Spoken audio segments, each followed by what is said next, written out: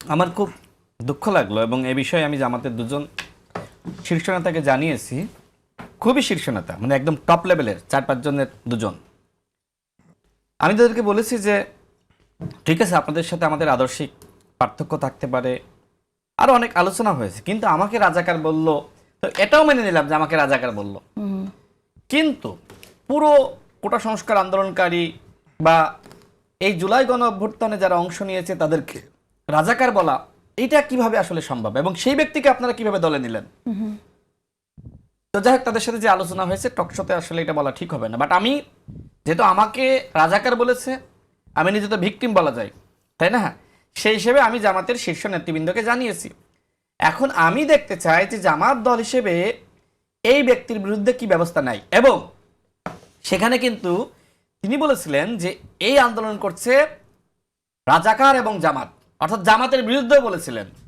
এখন আমার কাছে যেটি মনে হচ্ছে, জামাত সবসময় তো যেহেতু ইসলামের কথাগুলো বলে, তারা মনে করছে যে ইসলামে তো অনেক বড় অপরাধীকে ক্ষমা করা যায়। তো সেই জায়গা থেকে তারা হয়তো ভাবছে যে তার জীবনের শেষ সময়ে আল্লাহ তাকে হেদায়েত দান করেছে, আমরা তাকে কবুল করি, এটি হতে পারে। কিন্তু বাংলাদেশের জনগণ তো এই মেজর আখতারুজ্জামান বাটপারকে হজম করবে না, তাকে কবুল করবে না। দেখেন, জামাত এবং 8 দল তারা কিন্তু তাদের দাবির মধ্যে বলছে যারা দামি নির্বাচনে অংশ নিয়েছে তারা কেউ আমাদের সাথে আসতে পারবে না, তারা কেউ আগামী নির্বাচনে অংশ নিতে পারবে না। এই মেজর আখতারুজ্জামান সে ডিজিএফআইআর মাধ্যমে শেখ হাসিনার নির্দেশনায় সে দামি নির্বাচনে অংশ নিয়েছে এবং সে এতটাই আত্মবিশ্বাসের সহিত বারবার বলেছে আমাকে কেউ ফেল করাতে পারবে না, বলেছে না ভাই?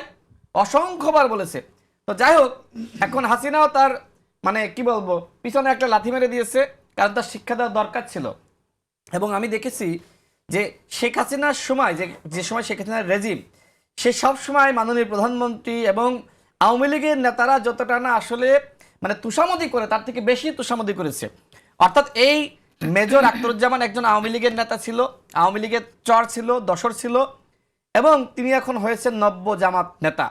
জামাত এবং শিবিরের নেতাকর্মীরা আমার কাছে মনে হয় যারা তৃণমূলের রাজনীতি করে, এই মেজর আখতারুজ্জামানের মতন বেয়াদবকে দলে নেওয়ার কারণে তারাও ক্ষুব্ধ হয়েছে।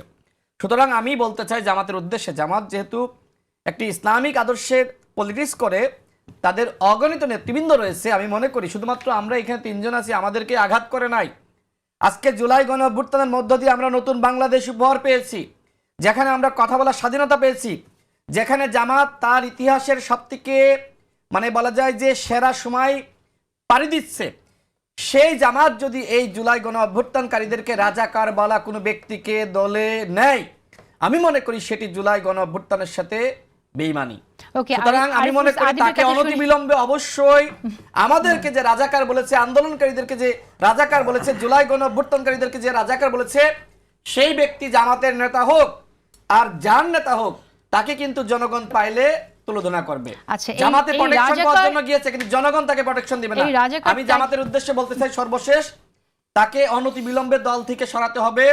এরকম একজন ফালতু ব্যক্তি, এরকম একজন অপরাধী, আন্দোলনকে স্বীকার করে না, গণ অভ্যুত্থানের বিরোধী শক্তি, তাকে আপনারা দলে নিয়েছেন। আমার প্রশ্ন হলো, আগামীতে এই শেখ হাসিনা, সেও কিন্তু আমাদেরকে রাজাকার বলেছিল।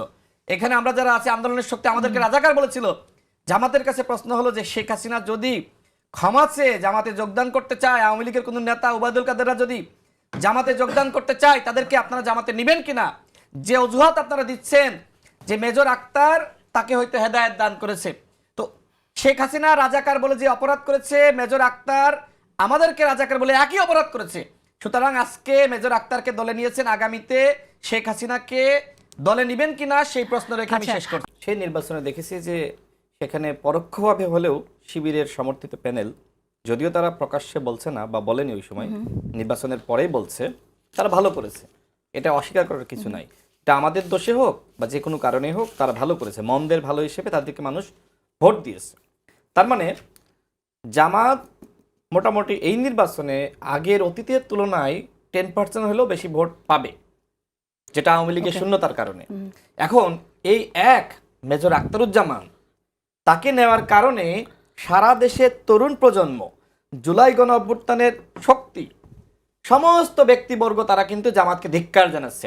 এবং আমি মনে করি জামাতের ওই 10% ভোট শুধুমাত্র এই পচা মাল, যেটা ফেসবুকে অনেকে বলছে, আমি সরি ফর মাই ল্যাঙ্গুয়েজ, অনেকে ফেসবুকে বলছে, আমি মনে করি এই পচা মালকে দলে নেওয়ার কারণেই জামাতের এই 10% ভোট আবার কমে গিয়েছে।